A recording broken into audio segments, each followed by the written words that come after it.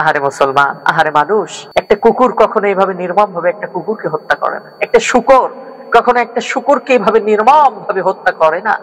একটা হায়না আর একটা হায়নাকে কখনো এইভাবে নির্মম ভাবে হত্যা করে না।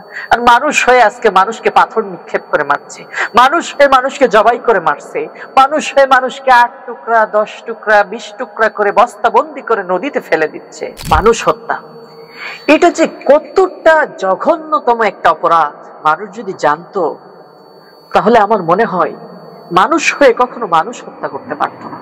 গত কয়েকদিন আগে আমরা দেখেছি বাংলাদেশে একটা জঘন্যতম ইতিহাস, কালো অধ্যায় সৃষ্টি হয়েছে। মিটফোর্ডে যে যুবকটাকে পাথর মেরে হত্যা করা হলো, এরকম অসংখ্য ঘটনা বাংলাদেশে ঘটেছে। ছোট ছোট মেয়েরা ধর্ষণের শিকার হয়েছে, ছোট্ট বাচ্চারা এভাবে হত্যার শিকার হয়েছে, কত মায়ের বুক খালি হয়েছে, কত মা বোন বিধবা হয়েছে। যারা হত্যা করে মানুষ, মানুষের গায়ে হাত তোলে। গত কয়েকদিন আগে দেখলাম একই ফ্যামিলি 3 জনকে জবাই করে হত্যা করা হয়েছে। এভাবে অসংখ্য ঘটনা আমাদের সমাজে ঘটছে। আমি বলছি তাদেরকে উদ্দেশ্য করে যারা মানুষ হত্যা করছেন, আপনি কি জানেন এটা কত জঘন্যতম একটা পাপ? কোরআন জানিয়েছে, মান কাতালা নাফসান বিগাইরি নাফসিন আও ফাসাদিন ফিল আরদি ফাকান্নামা কাতালান নাস জামিআ।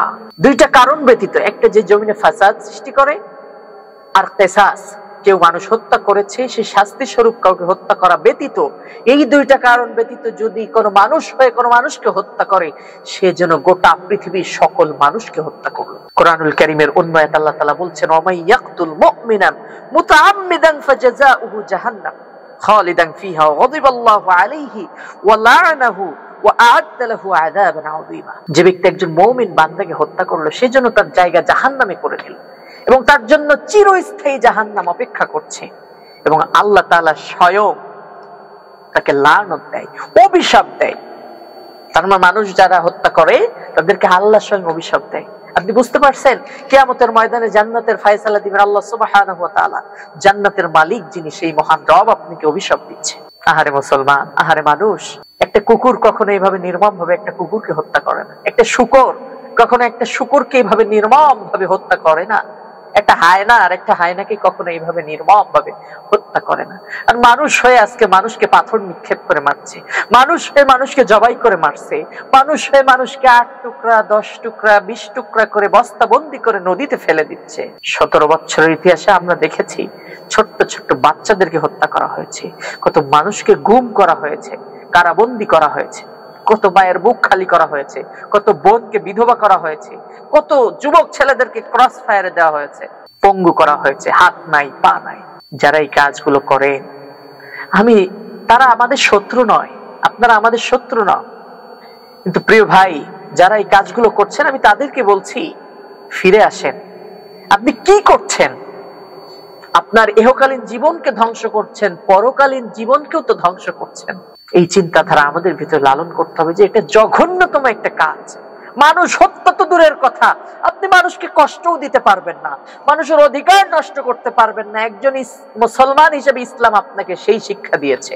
সম্মানিত সুধী, আফসোস হচ্ছে আমাদের সমাজে মানুষগুলো আজকে ইসলাম থেকে দূরে থাকার কারণে, কোরআন থেকে দূরে থাকার কারণে এই জঘন্যতম কাজের সঙ্গে লিপ্ত হচ্ছে। কোরআন জানো, কোরআন বুঝুন, আলেম ওলামাদের সংস্পর্শে আসুন, ফিরে আসুন ইসলামের দিকে, কোরআনের দিকে ফিরে আসুন।